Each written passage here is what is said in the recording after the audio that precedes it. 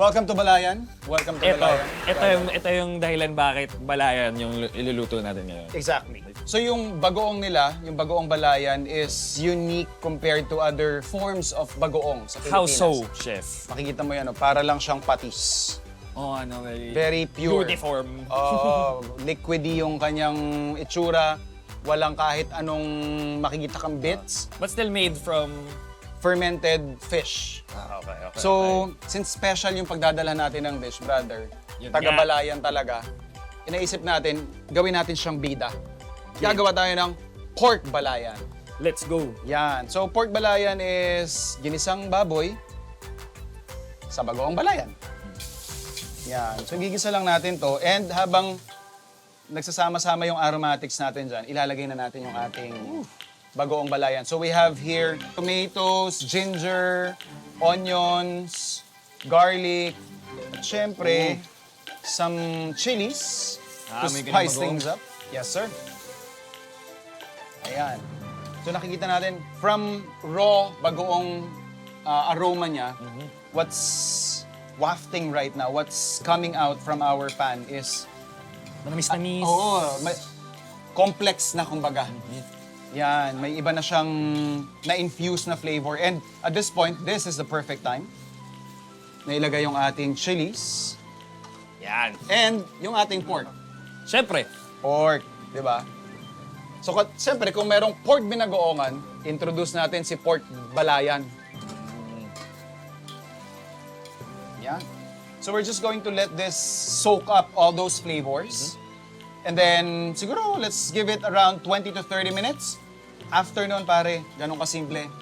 We're done. Tapos ang boxing. We're ready to serve.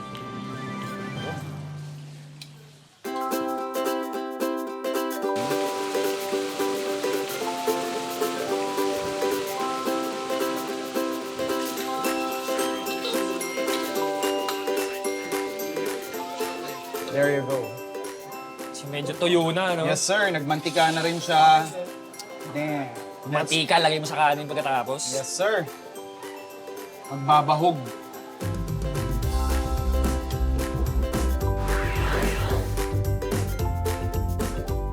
Brother, hindi naman siguro tayo mapapaya kay Sir Leo. No, pag hindi pa siya natuwa nito, No? hindi ko na alam. Tara.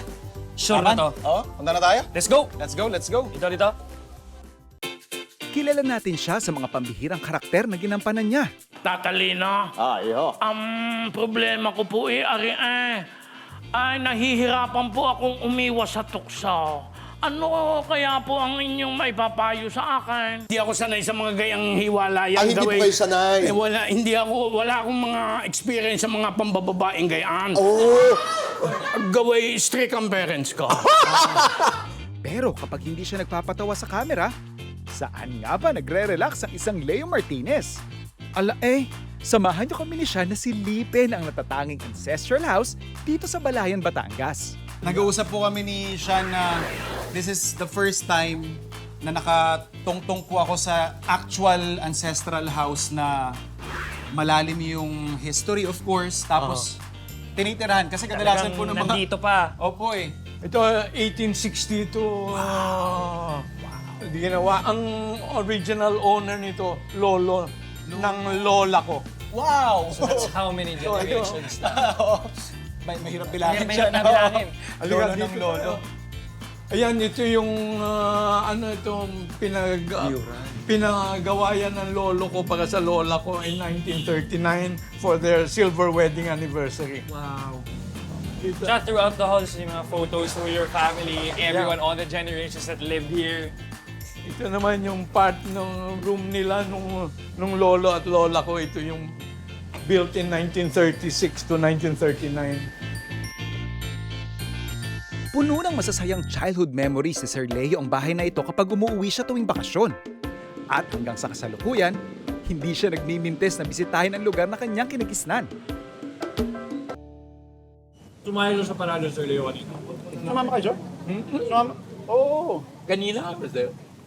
Mga 8 o'clock to about, 7 to 10 o'clock nandun. Yung the way sineselebrate ng taga-Balayan, yun yung nakakatuwa. Parang po pag-celebrate nila dito po sa ancestral house nila. Na they're really proud of what you guys have. Oo, at saka ang mga pagkain, yung mga dating Opo eh. kinakain nila, yung mga inihanda namin sa mga piyesta talaga. Tsaka parang there's so much tradition, so much things that are passed through generations, like this house. Yun nga po, yung bahay nyo talaga kapag balayan ng sinapi, Oh, isa sa tourist spot eh. Lumang bahay kasi. Kamusta po? Approve po ba ang luto ni Chef sa inyo? Oo.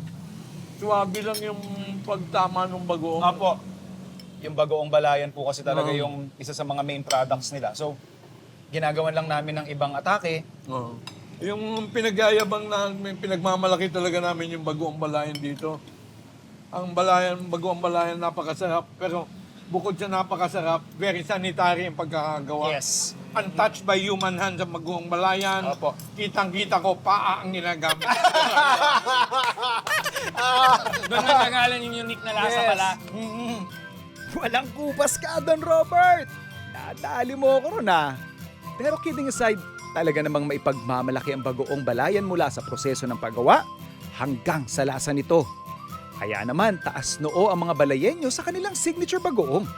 Machine na po yung ginagamit nila Oo. para durugin. Kasi nasabi kong paa ang ginagamit. Kasi nung maliit kami, yun yung nung nagbabagoong dito yung lola ko, kami yung tinatapakan namin para madurog. Ngayon may mga May mga grinder na po. Oo, ginigiling na. Yes. Pero dati, bago i-ferment yan, ilalagay sa tapayan yan Opo. eh. Tapos nakabaon sa lupa. Yes, para po yung Oo, temperature. pero before that, tinatapakan ng mga bata. Kami mga bata ang taga-tapak. So kaya po gumagawa po kayo dito ng bagoong dati? No, doon sa baba. Sa Galing. baba. Kung may leftover lechon kayo dyan pagkatapos ng parada, boy, may tips si Sir Leo kung paano nyo pasasarapin yan with bagoong balayan. Kami, ang ginagawa namin sa paglitsyon, pagka na, di ba, kukunat na yon, Apo. ilalagay namin sa yung fryer or yung dati yung ano yung bumubos para tatanggalin mo lahat ng ano, lulutong. Apo. Pritsyon. Parang gano'n. Pero ang sausawan na bagoong balayan na may sili at saka kalamansi. Nako. Hindi ka ba natatry yun? Yon ang masarap. So na sabihin yung sausawan. mga lechon na pinarada kanina, ganyan yung Oo, gagawin. gagawin mong kung gusto mo, yung lechong kawali mo, Apo. ililitsong kawali, yun, masarap isaw sa bagoong. Parang, oo nga, no? Kaya kailangan Oo, subukan yun. yung bagoong ang sausawan namin doon. Ay, kaya mga kabayan, ay sinsay muna kayo din sa balayan, ay makapamiesta. Miskin na hindi piyesta, masaya din mababait ang tao. Siyempre, nabare. Ayan. Maraming salamat sa inyo.